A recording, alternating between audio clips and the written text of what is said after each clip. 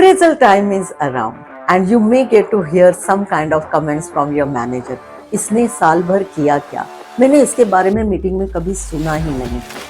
ये कभी मेरे सामने आया ही नहीं. And understand, these kind of comments they will carry in their mind while evaluating the performance of these employees. Is it fair? Because this is nothing but the unconscious bias. It is going to have a huge impact on your teams, on creating the trust, on team's morale, and very important, post appraisal, you will see huge attrition. Performance appraisals, one of the most sensitive conversations in the workplace. They influence increments, promotions, and even employee confidence. But here is a difficult question. What if, without realizing it, managers carry invisible biases into appraisals? Bias that is not intentional, yet powerful enough to shape careers. Today, let's understand the unconscious biases manager may carry during appraisals with real-time examples. Let's understand what is unconscious bias. Unconscious bias is automatic. It comes from our past experiences, perception, and works like mental shortcuts. Why appraisals are so vulnerable? Appraisals involves memory, perception, individual interpretation, and where human being judgments do exist, bias can quietly enter. That is why two employees with similar performance sometimes receive different ratings, not because of work, but because of perception. Now let's have a look at common unconscious biases with real appraisal examples. The first one is recency bias. Managers focus more on recent events than the entire year performance. For example, an employee consistently meets targets for 10 months, but in the last quarter, due to a difficult project, their performance dipped. During appraisal, the manager says, your recent performance has not been strong, or so your rating will be average. The earlier months of excellent performance are forgotten, and this can impact the decision related to rating severely. Now another is halo effect. One strong quality overshadows everything else. For example, an employee is very confident and communicates very well during meetings.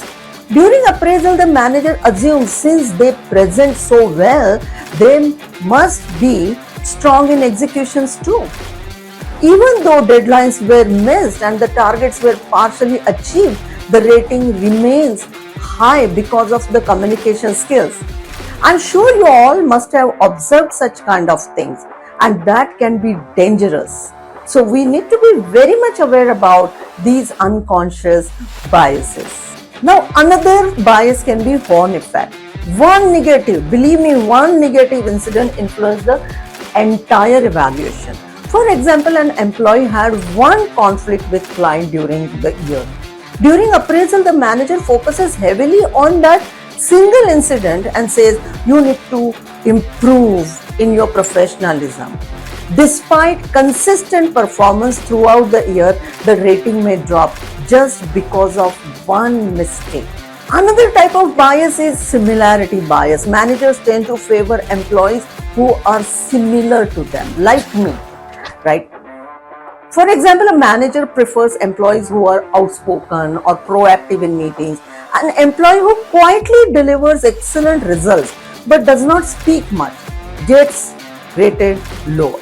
The feedback says you need to show more ownership, while in reality, performance outcomes were strong. Now, this kind of bias is extremely famous on Instagram and social media, visibility bias. That means more the visibility, better the recognition. For example, one employee frequently interacts with the managers, update regularly and participate actively. Another example can be there may not be the performance, but during appraisal, Manager rates visible employee much better than the person who is not coming, talking during the meetings or giving continuous update to the manager, because it's a psychological phenomena human beings go through. Out of sight is out of mind. I think this is what exactly happens when it comes to visibility bias. The next type is gender biasness, which may be there, which are stereotypes, presumption related to how women employees or men employees work, because gender biasness is not only about related to women employees, it can be any gender based. Like for example, it can be as simple as that one particular female employee is not smiling too much while speaking to you, and then the manager can find that person more rude.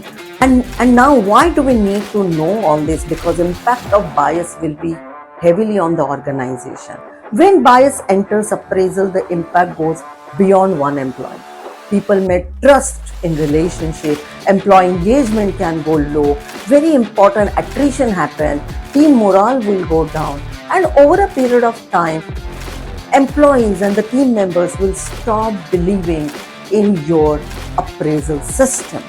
And hence it is very important for the managers to keep a track of their unconscious biases during appraisals. So now we all know what is unconscious biases and what types, then how to overcome.